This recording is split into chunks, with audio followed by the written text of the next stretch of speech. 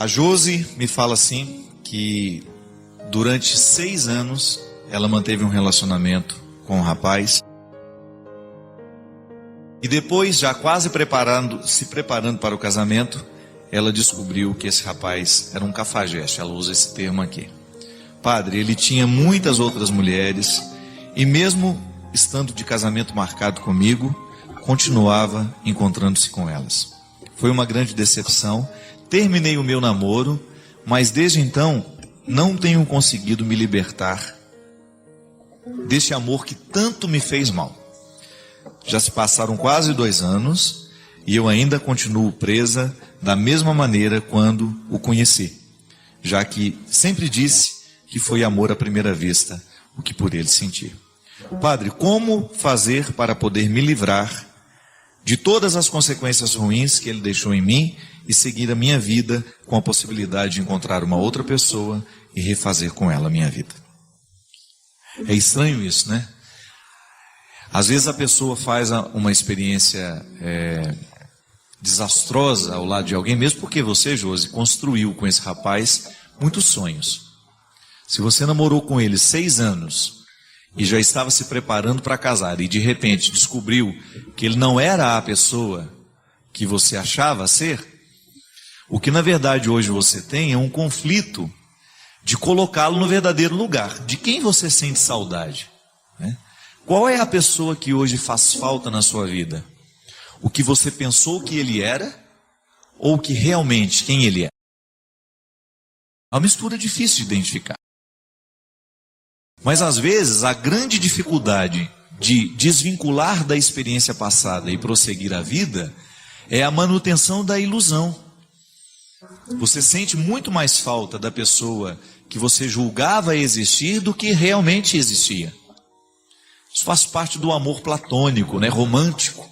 Quando você idealiza o outro de acordo com o seu desejo e o outro, sem perceber ou até mesmo percebendo, começa a vestir as amarras que você está colocando nele. É estranho isso, mas às vezes o erro nem é do outro. O erro é nosso que não quer enxergar. Pode ser que ele já tivesse lhe dado muitos indícios de que ele não era aquela pessoa tão honesta e tão apaixonado por você como ele parecia ser, se ele já tinha tantas mulheres e você descobriu que durante todo esse tempo ele já lhe traía. Ele acabava cumprindo um papel que eu não sei qual foi o grau de responsabilidade que você teve nesse momento. Porque às vezes nós criamos para o outro amarras que nascem das nossas projeções. Eu quero que você... E você começa a dizer isso. Você é tão fiel, eu sou tão apaixonado por você, você é tão especial, você é tão... Que o outro sabe que não é isso, mas começa a viver um papel como se fosse. Diferente de você ir devagar. Essa história de amor à primeira vista é muito perigoso. O amor ele tem que ser processual. Porque quando você fala que se apaixonou e que foi amor à primeira vista, você corre o risco de estar apaixonado não pelo que o outro é, mas por aquilo que você gostaria que ele fosse. Quantas pessoas, minha gente, eu já vi vivendo essa prisão. Eu não sou o que ela gostaria que eu fosse, mas ela quer tanto que eu seja que eu estou fazendo esforço para ser. Aí dura aí uns 2, 3, 4 anos até que todas as máscaras caem por terra.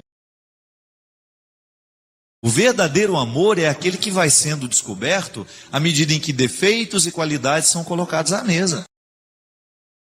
É uma crueza isso. É difícil? É. Mas conto de fadas, definitivamente nunca vi.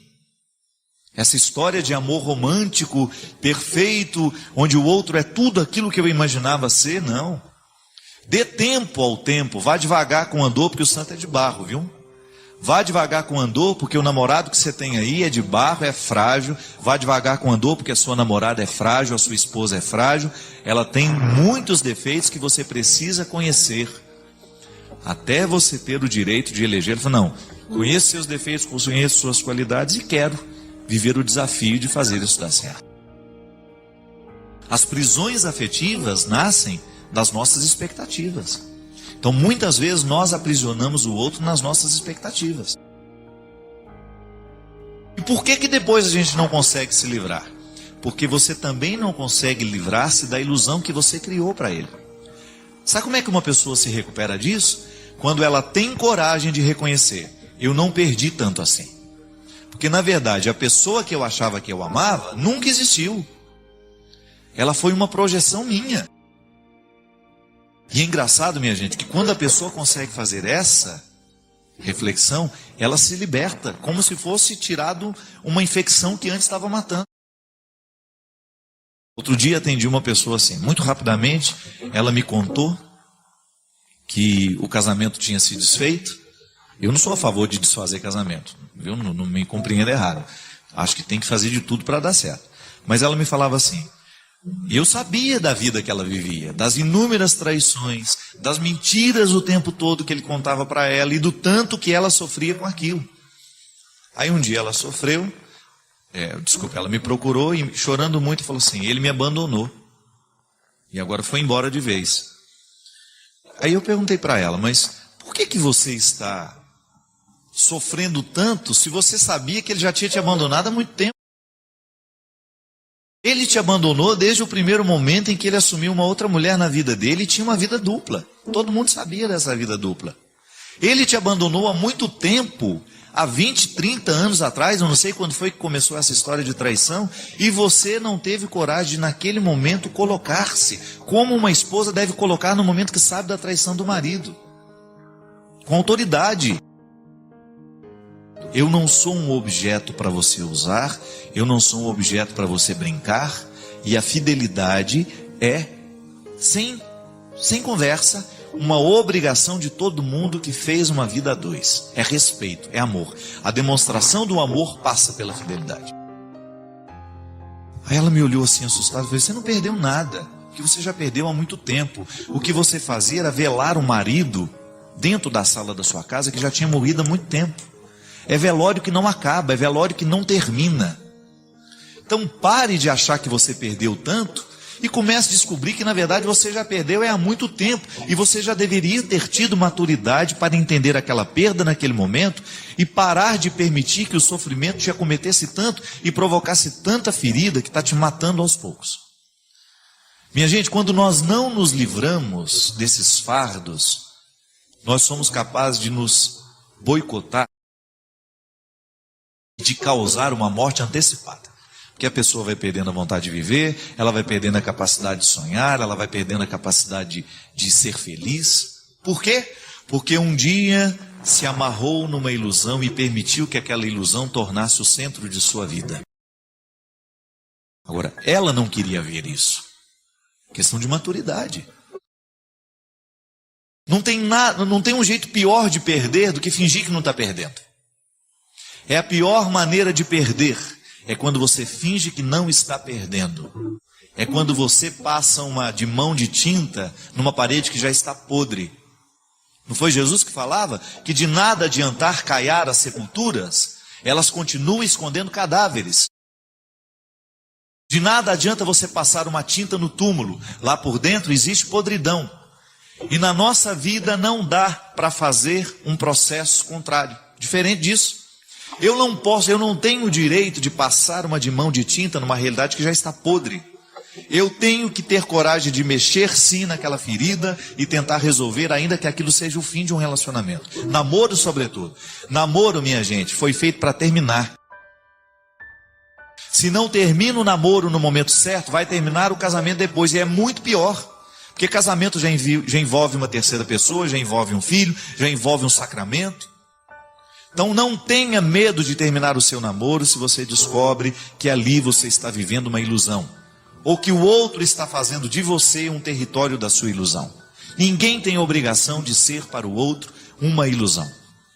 Se ele não ama quem você é, não faça esforço para ele amar a ilusão que você está criando para ele amar. Isso é uma prisão terrível. E aqui vale aquele discurso assim: antes só do que mal acompanhado.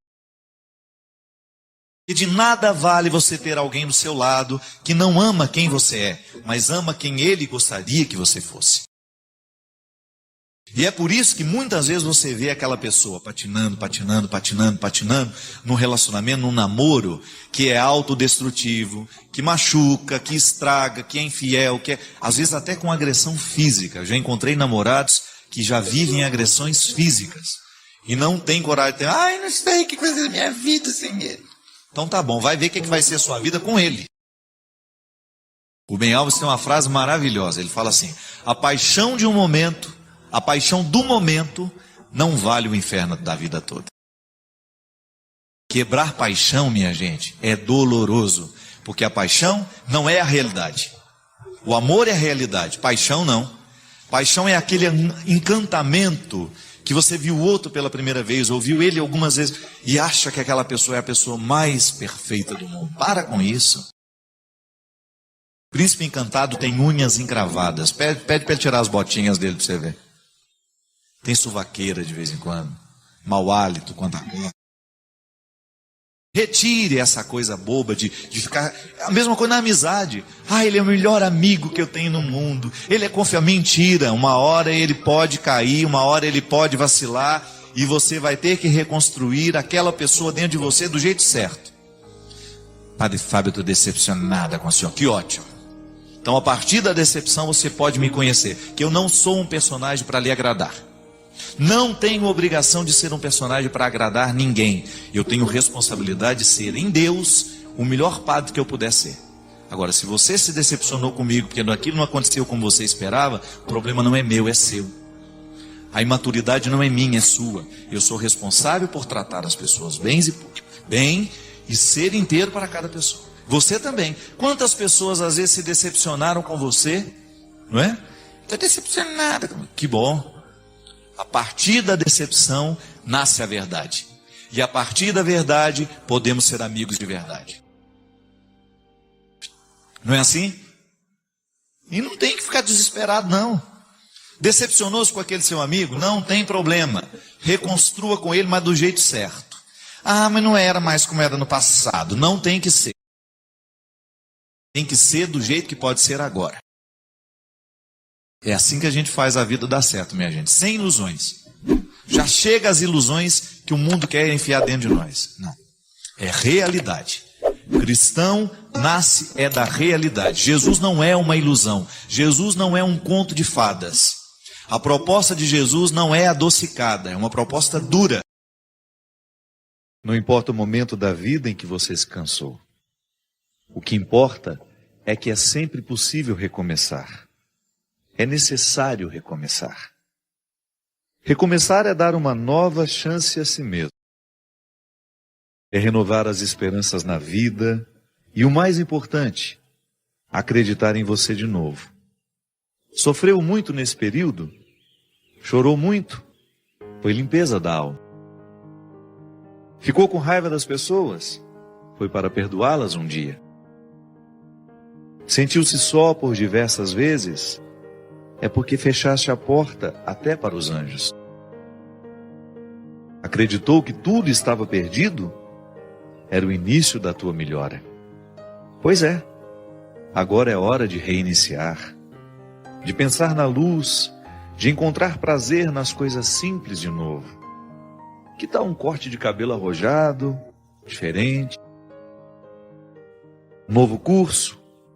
Ou aquele velho desejo de aprender a pintar, desenhar, dominar o computador, ou qualquer outra coisa. Olha, quanto desafio. Olha, quanta coisa nova nesse mundo de meu Deus te esperando. Está te sentindo sozinho? Besteira? Tem tanta gente que você afastou com seu período de isolamento. Tem tanta gente esperando apenas um sorriso teu para chegar perto. Quando nos trancamos na tristeza, nem nós mesmos nos suportamos. Ficamos horríveis. O mau humor vai comendo o nosso fígado até a boca ficar amarga. Recomeçar. Hoje é um bom dia para começar novos desafios. Onde você quer chegar? Ir alto? Sonhe alto. Queira o melhor do melhor. Queira coisas boas para a vida. Pensando assim, trazemos para nós aquilo que desejamos. Se pensamos pequeno, coisas pequenas teremos. Já se desejamos fortemente o melhor e principalmente lutarmos pelo melhor, o melhor vai se instalar na nossa vida. E é hoje o dia da faxina mental.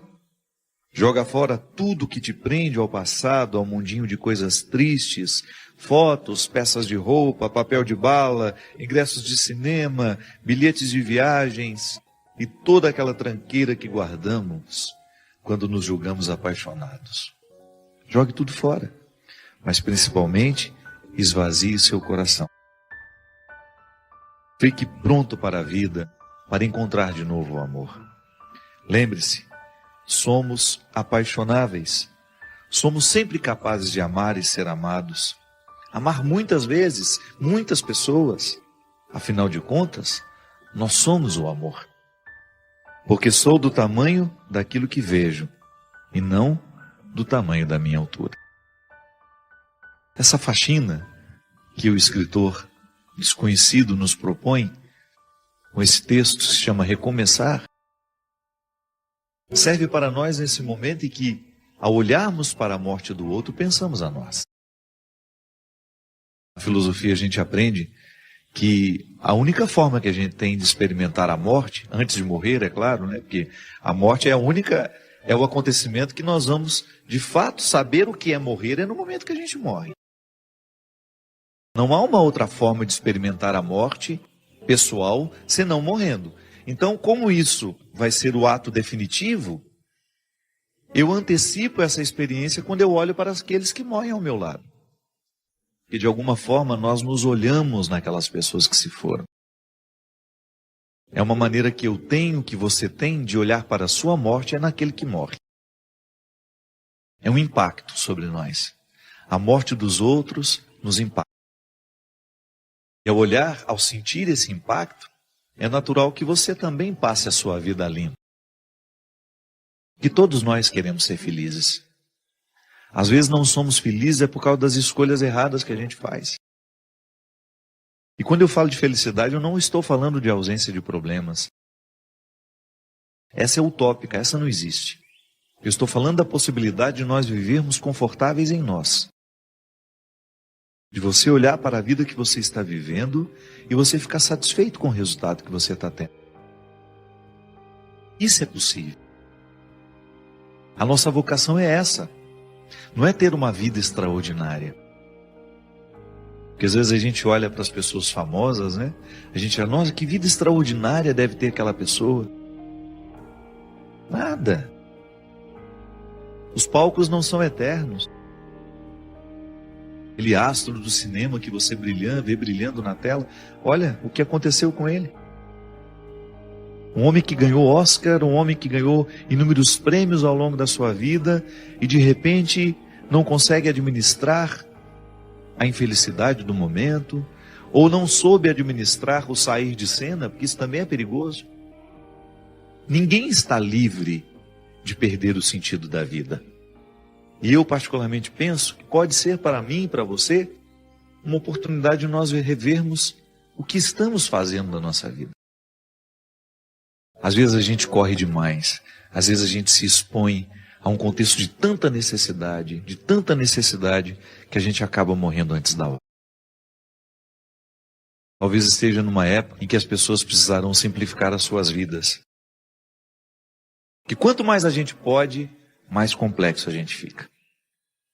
E quando somos muito complexos, a gente se perde no contexto das escolhas, a gente tem dificuldade de encontrar o que é essencial. Porque aquele que pode muito, ele corre o sério risco de não escolher o que ele realmente precisa.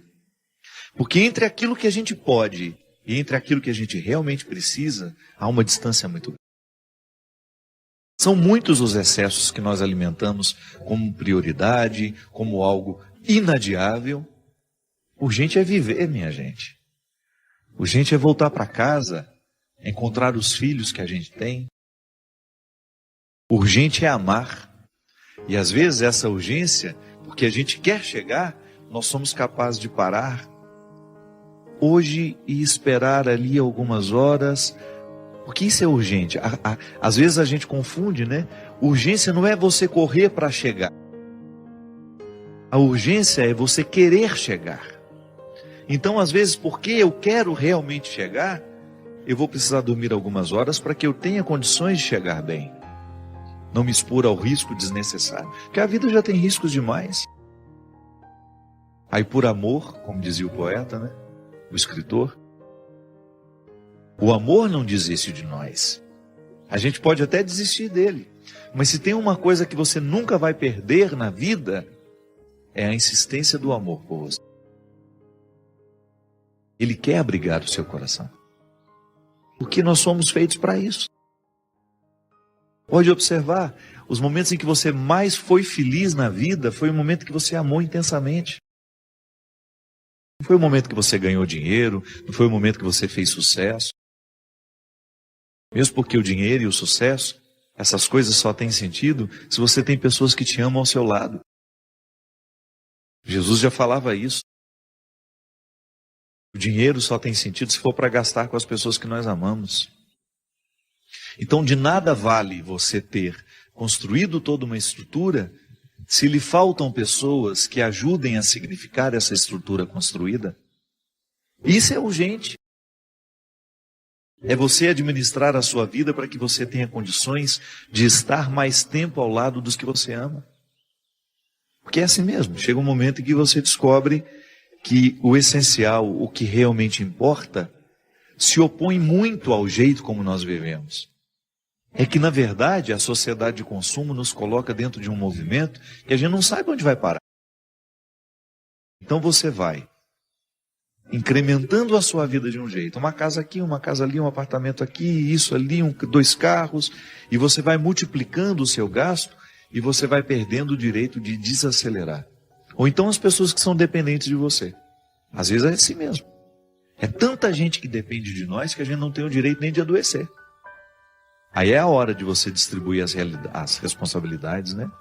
Olha, o bem-sucedido, né, de uma casa, você corre o risco de viver a vida inteira sendo aquele que vai suprir as necessidades de todos. Porque todo mundo olha para ele como se ele tivesse a obrigação de dar conta da vida financeira de todo mundo dentro daquela casa.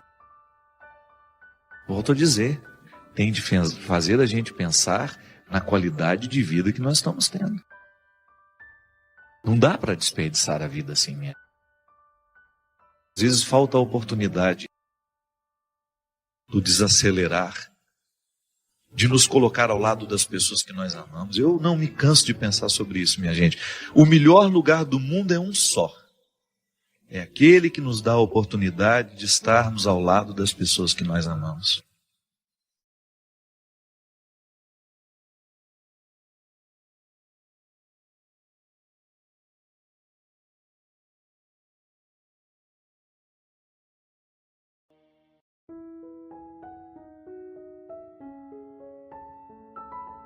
Por mais que a vida seja difícil, ninguém está fora da possibilidade de ser feliz.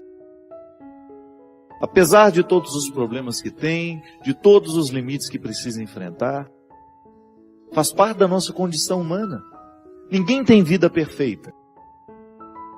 Gente, quando nós começamos a compreender a felicidade como um projeto possível, quando a gente deixa de idealizar essa felicidade, eu vou ser feliz quando isso for assim, quando fulano de tal, quando meu marido for perfeito, quando a minha esposa for perfeita, não vai nunca. As pessoas não serão perfeitas. Agora você pode buscar uma harmonia interior que vai lhe dar condições de lidar um pouco melhor com a imperfeição do outro e até, minha gente, lidar com ela de maneira mais responsável. Porque às vezes nós fazemos a manutenção do erro do outro. Às vezes somos nós os responsáveis pela não mudança do outro. Muitas vezes sou eu o responsável por aquilo que não é transformado no outro. Minha gente, toda vez que Jesus nos coloca diante de uma realidade que precisa ser transformada, o primeiro a ser beneficiado somos nós. Que às vezes a gente fica interpretando, né? Que Deus egoísta é esse que fica querendo que eu seja como Ele quer que eu seja? Não é não. É que a consciência de Deus sobre o que eu posso ser é muito mais iluminada do que a minha. E o seu querer para mim é que eu esgote essas possibilidades ao máximo. Eu preciso elevar à categoria máxima as minhas possibilidades. Porque Deus sabe que eu posso. Ele sabe quais são os meus talentos, Ele sabe quais são as minhas possibilidades, as minhas aptidões. Mas eu posso correr o risco de morrer sem ter descoberto. Porque não cravei as unhas na matéria-prima da minha realidade. Não cravei as unhas para poder arrancar todos os excessos que tantas vezes me afastam daquilo que eu posso ser. E muitas vezes me limito a ser um ser amargurado, mais ou menos, derrubado. Porque não faço o enfrentamento para eu ser quem eu posso ser. Nós somos a luta, nós somos a estrada. Eu vou me transformando, eu vou agregando na minha experiência tudo aquilo que eu vou recolhendo pela estrada. É isso que vai me tornando mais feliz, minha gente. E eu gosto particularmente de usar muito mais o termo realizado do que feliz. Eu preciso me realizar como pessoa. Eu acho que a palavra realização, ela inspira um pouco mais do que felicidade. Eu ser um homem realizado, mesmo tendo problemas, estou no lugar certo, fazendo a coisa certa. Por isso vou dormir bem. Por isso vou estar satisfeito com as lutas que eu preciso enfrentar. Porque dificuldade todo mundo tem. Não é no seu trabalho que tem dificuldade, mas não. Você pode até no primeiro momento se iludir achando que você tem mais problemas do que eu. Cada um tem a sua quantia. E se a gente for ter a honestidade de contar, nós vamos descobrir que nós temos problemas muito parecidos. Agora, você precisa enfrentar os seus problemas. Eu não posso enfrentá-los por você. Eu preciso enfrentar os meus problemas.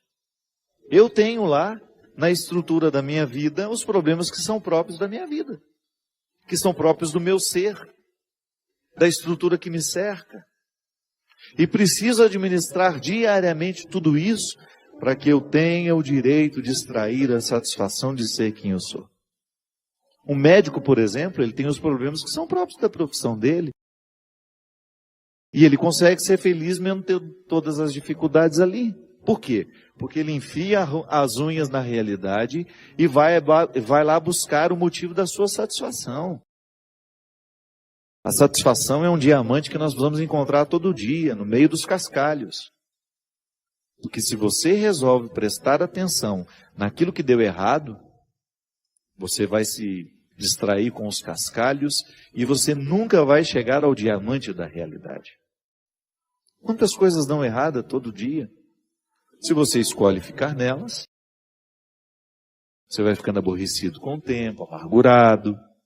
Se você não é capaz de ver o lado bom da vida, você vai ficar sempre lá, aquela pessoa cabisbaixa, desinteressada e desinteressante também. Que é muito ruim a gente ficar próximo de uma pessoa assim. Que não encontra motivos para a sua alegria.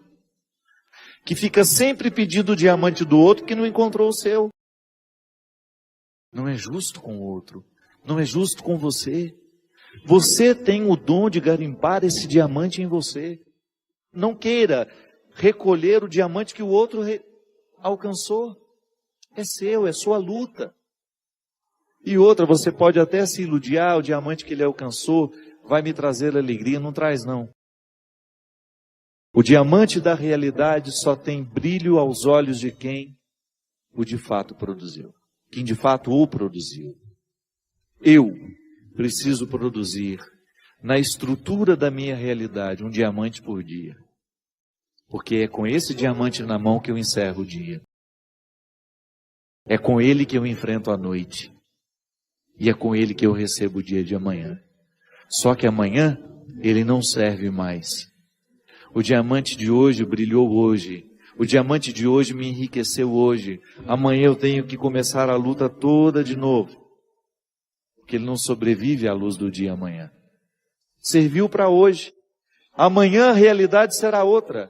Os problemas serão outros, as alegrias serão outras, os desafios serão outros, e eu preciso lá enfiar a unha nessa realidade e extrair o diamante do dia. Não é assim que você precisa fazer lá no seu trabalho todos os dias? Se você insistir em ficar com a cara amanhecida, não vai conseguir nada. Se você chegar no seu trabalho amanhã, do mesmo jeito que chegou hoje, não espere muito de você. Você tem de renovar antes de sair de casa esses motivos. Se nós não renovamos esse diamante diariamente, ele vai perdendo o brilho, aí nós vamos ficando com aquela pedra morta na mão. Desanimados, sem vida, sem alegria. E isso vai gerando em mim, minha gente, um desconforto existencial, e eu deixo de buscar a pedra todos os dias. É por isso, por mais pecaminosa que seja a estrutura onde nós estamos, o desafio é pessoal.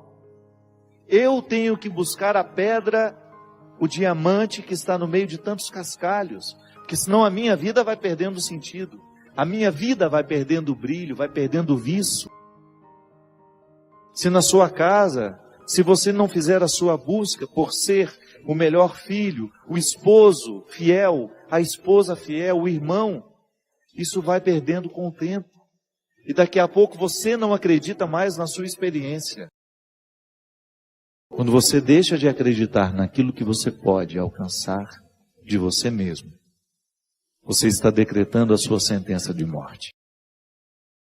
Quando você se deixa levar por aquilo que é mais mesquinho em você, você decreta a sua sentença de morte. E não basta estar no meio dos outros. É preciso estar com os outros. Mas a gente só pode estar com os outros quando a gente conseguiu harmonizar no mais íntimo do nosso coração a nossa identidade, a nossa luta pessoal, o nosso autoconhecimento, esse crivo onde nada escapa ao questionamento da consciência. Será que eu estou sendo negligente? Será que eu estou deixando de buscar essa pedra preciosa? Será que eu estou insistindo em guardar aquilo que eu já alcancei de mim? Será que eu não estou ousando ir além? Como o velho boiadeiro levando a boiada, tocando os dias pela longa estrada. É assim que Deus nos quer, minha gente. Vida perfeita não temos, mas a gente pode ser um bom garimpeiro. E eu gostaria de começar esse programa com uma pergunta. O que é que você faz quando a vida não dá certo para você? Como é que você reage diante de tudo aquilo que não aconteceu do jeito que você esperava? Como é que você costuma reagir diante daquilo que é trágico, daquilo que faz sofrer, daquilo que te desconcerta? Como é que você reage diante de tudo que na vida é contrário? Pergunto isso porque pessoas interessantes costumam nascer da solução que dão para essas realidades. Eu já vi muita gente interessante crescer na vida e tornar-se ainda mais interessante justamente porque soube administrar uma dificuldade. Faz parte da vida humana, né? Sobretudo quando a gente é criança, a gente acreditar que tudo tem que ser certinho, que tudo é muito bonito. Faz parte daquela visão ingênua que a gente tem da vida, né? Que as pessoas são perfeitas, que as realidades são perfeitas, que o mundo é perfeito. Faz parte do contexto da infantilidade, daquilo que é ingênuo. Mas de repente a vida vai nos encaminhando para a gente descobrir que não é bem assim. Não é como a gente sonhou, não é como a gente imaginou, não é como a gente idealizou.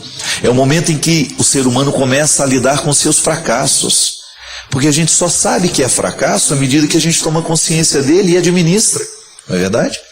Quando a gente é criança, nós vamos sendo contrariados e nós vamos descobrindo que nem tudo é do jeito que a gente quer. E é por isso que no processo da educação, pais e mães, irmãos e todo mundo que faz parte do processo da educação da criança, a verdadeira educação consiste em contrariar na hora certa. Porque se a gente não contraria o filho na hora certa, depois ele vai ficar infantil o resto da vida, achando que tudo tem que ser como ele quer. Você já deve ter convivido com pessoas assim, que ficaram infantis durante muito tempo porque não tinham condições de lidar com os próprios fracassos. Foram pessoas mimadas pela vida. Não enfrentaram as dificuldades porque foram poupadas o tempo todo. E você já deve ter identificado isso em você. Momentos em que você tinha dificuldade de lidar com seus problemas, com as adversidades, com aquilo que era contrário ao que você queria, justamente porque faltou maturidade. Mas você também já experimentou o crescimento que é possível acontecer cada vez que nós sabemos colocar a vida sobre a mesa, descobrir o que a gente não gosta, o que a gente gosta e aprender a conviver com isso. Digo isso, minha gente, porque nós só poderemos alcançar o ideal da santidade que Deus nos propõe o dia em que a gente começa a ter consciência de que o santo se faz a partir dos contrários. É o momento que a gente precisa identificar dentro de nós aquilo que nos desafia para a gente crescer ou para a gente involuir. Involuir é você retroceder, né? É você deixar de avançar. Quantas vezes na vida nós passamos por situações que porque a gente não soube enfrentá-la, porque a gente não soube administrá-la, a gente involuiu, a gente se transformou numa pessoa pior. Mas o processo de Deus na nossa vida é nos fazer avançar. É a gente descobrir aquilo que hoje está nos contrariando, é a gente descobrir um sofrimento que hoje está agudo dentro de nós, e nós darmos uma direção certa a esse sofrimento, para que ele venha nos amadurecer. Eu gosto muito daquela palavra, eu não sei onde é que está na Sagrada Escritura, que diz que quando a criança ela não tem condições de comer alimentos sólidos, lhe é dado leite, que é um alimento rápido. É fácil engolir, não é verdade? Não dá trabalho tomar um copo de leite, mas dá trabalho comer um prato, arroz, feijão, um pedaço de carne. Mas nós, à medida em que nós vamos crescendo, nós não podemos ficar somente no alimento fácil, porque senão a gente vai morrer desnutrido. O alimento, o leite, é o alimento de um tempo certo da vida. É um tempo controlado, a medicina nos ensina quanto tempo a criança pode ficar só com o leite materno. Mas depois ela começa a ter que fazer o esforço de comer comidas mais sólidas para melhorar até mesmo o seu processo. Para o seu crescimento, para o seu desenvolvimento humano, ela precisa passar do alimento fácil para o alimento mais difícil de ser digerido. O organismo vai se adaptando a essas mudanças. A fisiologia nos ensina tantas coisas sobre a vida espiritual. E a Sagrada Escritura, quando coloca isso, está justamente nos mostrando que, da mesma forma como a fisiologia precisa de coisas mais fáceis no início, com o tempo ela vai pedindo também realidades mais difíceis, mais complexas. É como aprender matemática. A gente só será capaz de realizar operações de álgebra se um dia a gente aprender que 1 mais 1 é igual a 2. Quando nós passamos pelas operações simples, a maturidade espiritual humana, minha gente, passa pelas mesmas regras. Se eu não soube administrar os pequenos conflitos que a vida me ofereceu, eu não vou conseguir lidar com as grandes dificuldades que a vida vai me oferecer à medida que o tempo passa. E é interessante isso, porque ninguém está livre disso. Envelhecer é você lidar com os limites da vida. A disposição que você tinha na sua juventude, você não tem mais hoje. Mas quem disse que isso é perder? Isso é perder quando você olha apenas de um foco. Mas se você amplia a visão que você tem do envelhecimento, você vai descobrir que a idade, a velhice, a maturidade, vai lhe dando oportunidades de você lidar com você mesmo de um jeito novo. Você começa a esbarrar no limite de forma positiva e você descobre naquele limite uma causa de crescimento para você. Você descobre naquela realidade que é contrária, aparentemente algo que está colocando ainda mais limites para você, mas aí você descobre que existe um passo a ser dado naquele momento. Crescer em Deus. Eu, quando eu fico melhor como pessoa, porque eu me despertei para uma realidade que antes me acorrentava, antes me deixava pior, a gente começa a galgar espaços mais nobres, mais elevados. E isso é crescimento espiritual. Ontem, por exemplo, no lançamento do nosso livro aqui em Belo Horizonte, Cartas entre Amigos, eu e Gabriel Chalita, uma mulher colocou o livro Cartas entre Amigos para eu autografar, me olhou e disse assim: Padre Fábio, eu li o livro Quem Me Roubou de Mim, e sabe qual foi o resultado daquele livro na minha vida? Eu disse: não. Fiquei pensando, né, alguma coisa espiritual, alguma vitória que ela alcançou do ponto de vista, libertou-se de um relacionamento, qualquer coisa assim. Ela disse: eu terminei o livro e comecei um processo de emagrecimento, perdi 36 quilos. Foi interessante isso?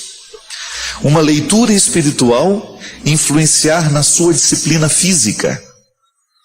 Ela descobriu que ela precisava se amar um pouco mais, que ela precisava se cuidar um pouco mais. Gente, já valeu ter escrito o livro. Se alguém ficou mais leve no corpo e consequentemente também na alma, já valeu ter escrito. Quantas vezes o peso do corpo se transforma também em um peso na alma? Tá certo que existem pessoas leves no peso do corpo e pesadíssimas na alma. O corpo é o território do sagrado, nos ensina o judaísmo de maneira bonita. Se a gente mergulha na teologia judaica, você vai descobrir o corpo como um território do sagrado. Tão lindo, minha gente. Você descobrir que o respeito ao corpo é também o respeito ao espírito. E que o respeito ao espírito é também o respeito ao corpo, porque nós não somos duas realidades. Nós somos uma unicidade. A antropologia nos ensina isso. Nós somos corpo e alma. O cuidado de uma realidade reflete na outra. E isso é interessante. Você ir descobrindo na sua vida as exigências que a própria vida vai lhe dando, as situações contrárias que a vida vai colocando para você, e aí, como é que você reage? Ou você escolhe crescer, ou você escolhe evoluir. E às vezes a coisa é tão trágica que a gente pensa, não, aquela pessoa agora vai só piorar. E de repente ela reage de uma maneira tão nova. Por quê? Deus é o motivo é a lente por onde nós olhamos a realidade. Tudo depende também da lente que nós olhamos, né? Para qual lugar nós estamos colocando? Qual é o filtro por onde passa o nosso olhar? E religião é para isso, minha gente. É nos ajudar a compreender o processo humano, o processo espiritual, e a gente se transformar em pessoas melhores por causa da religião que a gente vive.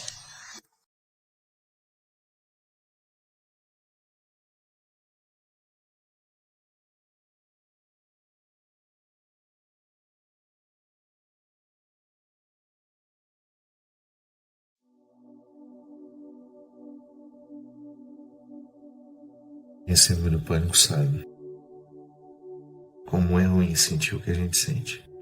Como é difícil às vezes a gente não ter coragem de fazer as coisas mais simples. Você tem medo do trivial da vida. Porque o rito, ele é absolutamente necessário.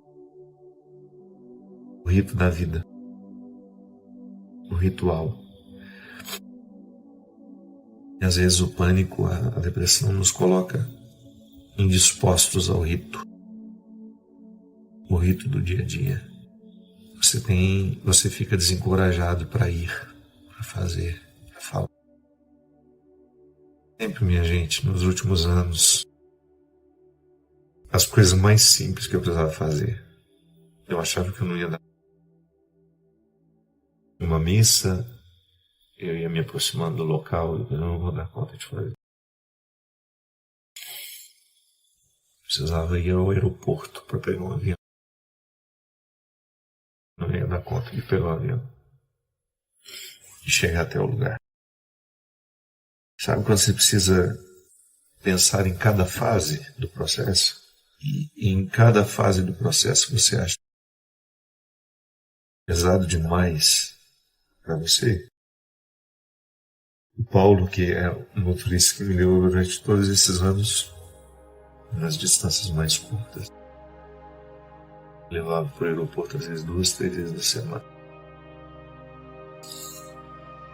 E ele se tornou um simbólico para mim de segurança, sabe? Eu nunca disse isso para ele. Eu entrava dentro do carro.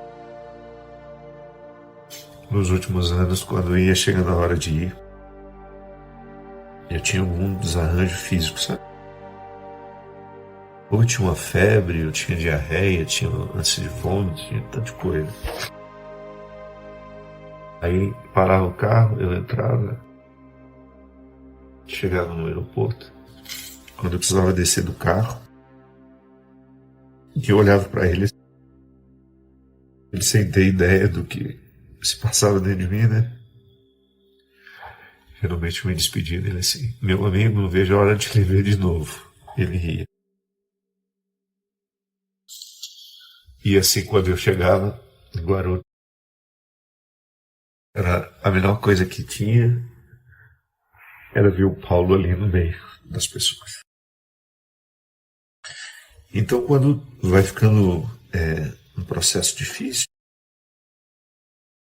quando tudo vai ficando penoso para você, desgastante, por mais que você veja sentido em tudo aquilo que você faz, há uma ordem, né, sendo dada.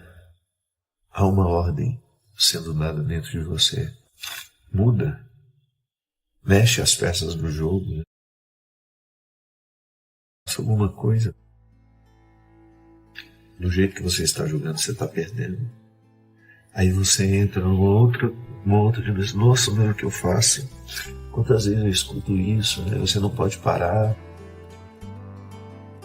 O trabalho é muito importante. As pessoas mesmo, para quem eu pedi ajuda. Quantas vezes eu ouvia isso? Mas você já parou para pensar quantas pessoas assistem esse programa? Sim, penso toda hora. Você já parou para pensar quantas pessoas se alimentam do seu trabalho? Sim, eu penso toda hora. E até qual é o ponto de limite para que o meu desgaste justifique, né, o bem que eu faço? Ou o bem que eu faço? Existe um limite para eu interpretar como importante? Será que existe algum direito em tudo isso, né? De que em algum momento eu possa pensar em mim sem tanto pensar naquilo que eu estou fazendo pelos outros? É difícil, né? É uma reflexão difícil, é uma matemática difícil de ser feita. Porque é uma pessoa famosa, mas é um padre. Escolheu dedicar-se aos outros. Escolheu dedicar a vida a essa missão que é árdua. Eu sei que tem padres que têm uma vida muito mais difícil que a minha, mas muito mais. E ali eu, olhando para mim, para a vida que eu tenho, identificar que um cansaço extremado que pode ser que quando eu contar para o outro eu tenha até um pouco de vergonha. Mas não tem como inventar uma outra situação. E aí essa oportunidade que eu estou tendo de estar presente na vida do povo, sem necessariamente precisar enfrentar os meus medos. Tem sido bom, sabe? Mas também é perigoso. É perigoso porque eu não posso me acomodar a isso. Eu não posso me adaptar aos meus medos. Sei que você também não pode se adaptar aos seus medos. Quando a gente se adapta aos nossos medos, o que acontece? A coragem faz as malas e vai embora, porque você está adaptado aos medos. Toda hora que eu preciso me enfrentar, eu tenho que pegar uma coragem aqui dentro, que eu não sei onde está, em que lugar ela existe. Então, se eu fico adaptado aos meus medos, é como se eu desse a propriedade da minha vida aos medos. Então, eu estou aqui com pessoas que não me causam medo, que não têm expectativa, porque isso me desgastava no meu dia a dia. Quando você sai da sua casa, você sabe que o tempo todo você será solicitado.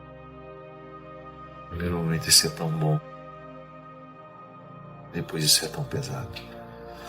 É como se você estivesse o tempo todo num estado de vigilância. Absolutamente nada em você poderá falhar. As pessoas não estão geralmente preparadas para as nossas falhas. Elas estão com expectativa de que nós vamos corresponder às suas esperanças. Então, eu estando aqui, rodeado de pessoas que não me causam esses medos, porque eu não tenho expectativas em mim, comigo, por mim, e veem como eu sou, me amam como eu sou, eu posso ficar adaptado, né? E se de repente isso ficar tão confortável que eu não queira mais outra coisa? Então aí é isso que eu tenho pensado muito, sabe? Eu acho interessante, Ziza, porque a própria vida está sendo a minha doma. É sempre a dona vida, que, né? que me amansa, né? A própria vida faz o movimento de nos amansar. Quando você vai percebendo o sofrimento é providência, né, Fabinho? Demais. Quando você começa a viver a dinâmica do tempo. Quando você permite... Você que está assistindo a gente, está ouvindo essa conversa, né? Eu espero que você esteja se incluindo, porque tudo isso fala da sua vida também. Quando nós vivemos a dinâmica do tempo, quando nós compreendemos o tempo que temos, a gente naturalmente vai ficando mais dócil. A gente vai ficando mais dócil. E eu acho que tem um movimento de aceitação na alma, quando a maturidade vai chegando, que não é uma aceitação que é sujeição diante das coisas que eu não posso mudar, mas é uma aceitação, é como se eu fizesse as pazes com as minhas circunstâncias. Eu me alio à minha circunstância de alguma maneira que eu aceito e eu entendo que na aceitação está uma sujeição ao que é divino, sagrado, maior, único na minha vida. Isso me ajuda tanto, porque muitas pessoas, por exemplo, me perguntam como que eu consigo fazer tantas coisas ao mesmo tempo. Eu sempre penso, eu não brigo com todas elas. Você não fica... Eu acho que tem um quê de sermos pacificados com o tempo, né? Com o passar do tempo, e a gente deixa de ter expectativas que nos provoquem discussão com as coisas da vida, né? Com as pessoas, com as circunstâncias, com a realidade, comigo, com o meu corpo, com o meu biotipo. Acho que o tempo vai me ensinando a viver uma paz real, concreta, integradora, e é a porta da minha felicidade real, é onde eu estou em paz, assim, eu não preciso de nada. É aquela história da frase do Martim, né, Valverde? Rico é aquele que precisa de muito pouco para ser feliz, porque é uma pessoa integrada, rica de sentido, né? É uma coisa que... Aí você entende o espírito pobre dos santos, aí você entende o voto de pobreza, aí você entende um São Francisco, uma Santa Clara, os santos que a gente admira. Como que a pessoa viveu isso? Mas acho que foi um processo de maturação da alma e que precisou de podas. Imagina, Francisco, para ser líder de tantos, ele era filho do trovão também. Uma Teresa d'Ávila, uma mulher forte. E o bonito que Francisco compreendeu a pobreza com uma leveza que não é comum a gente encontrar, né? Eu já vivi o voto da pobreza e já convivi com pessoas que tinham o voto de pobreza e que eram extremamente amargas, pesadas, por serem e nada pobres. Não, justamente, porque não tem nada no seu nome. A pobreza é uma relação, não tem uma conta bancária, não tem, mas tem um amargor na alma que a empobrece da pior forma. A pobreza material é só uma consequência, né? Porque se eu vivo a pobreza material, eu tenho que naturalmente buscar a riqueza do espírito, que é a riqueza da convivência, o tornar-me uma pessoa leve, agradável. Né? Esse é o sentido. E você não tem muita coisa materialmente, mas você tem um conjunto de riqueza espiritual interior que supre tudo isso, inclusive lhe fazendo ser muito querido por aqueles que têm oportunidades. diferentes das nossas. Eu lembro quantas vezes eu encontrei pessoas que não eram ricas e que viviam melhor que as pessoas ricas. Tamanho o conjunto de oportunidades, porque elas eram leves, elas eram agradáveis e todo mundo queria ter por perto. Sim. Tá, não tem dinheiro, mas ela é tão agradável, vamos levá-la com a gente. A gente paga para ela. Quantas vezes na minha vida eu vi isso? Por causa de uma leveza interior, sem nenhum rancor com a pobreza, aquela pessoa parecia ser muito rica. Sim. Era muito mais rica do que rica, aquela. Né? E é rica mesmo uma pessoa assim, Não né? parece, né? É sim.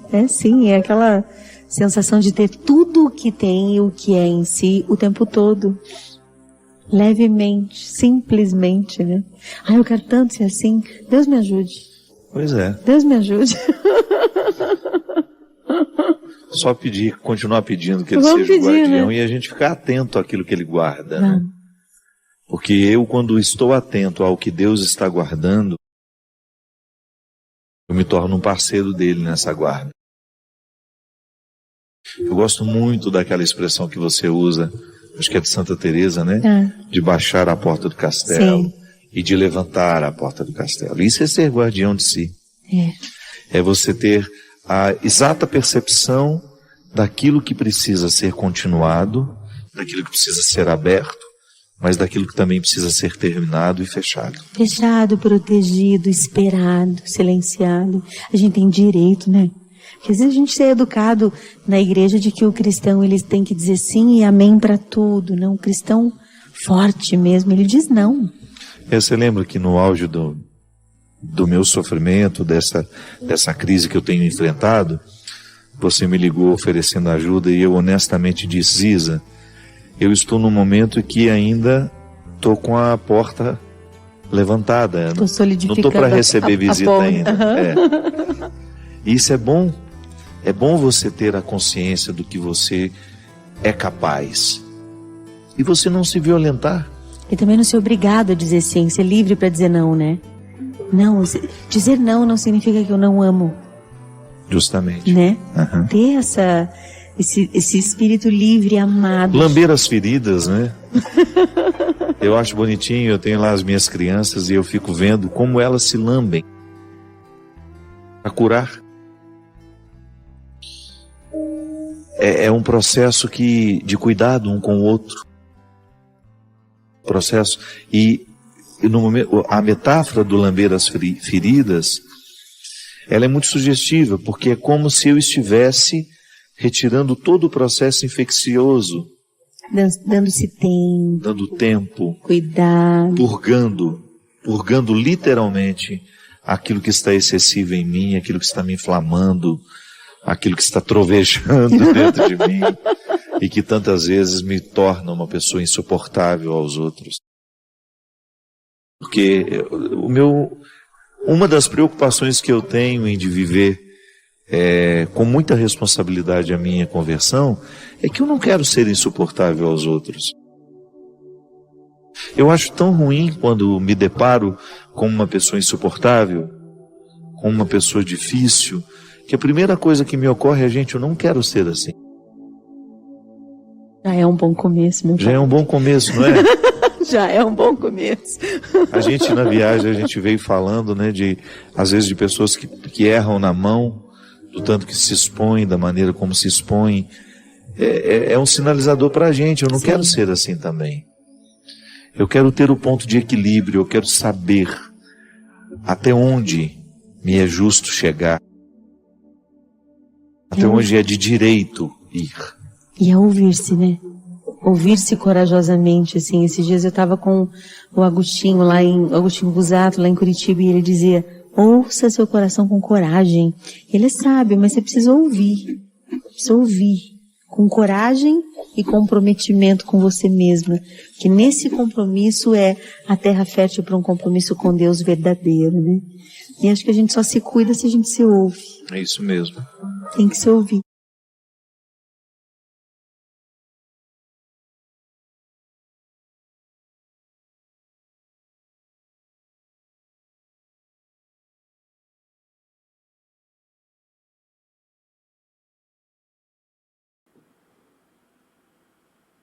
Meu amigo, minha amiga, ficar até o final não é pouca coisa, hein?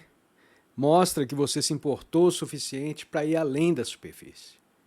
Se isso te tocou de algum modo, inscreva-se no canal, deixe o seu comentário com o nome da sua cidade, com o nome do seu país. Compartilhe com alguém que possa se beneficiar dessas ideias. Valeu? Um grande abraço e até o próximo vídeo. Tchau, tchau.